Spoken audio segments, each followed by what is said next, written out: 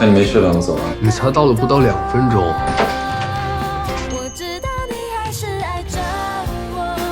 我既然你来了，我可以再待一会儿。谢谢。让你吃又不是让你接，还是这么喜欢吃橙子。你这1年状态是怎么了？发生什么了吗？没有啊，没有发生什么。好吧，那就当我想多了。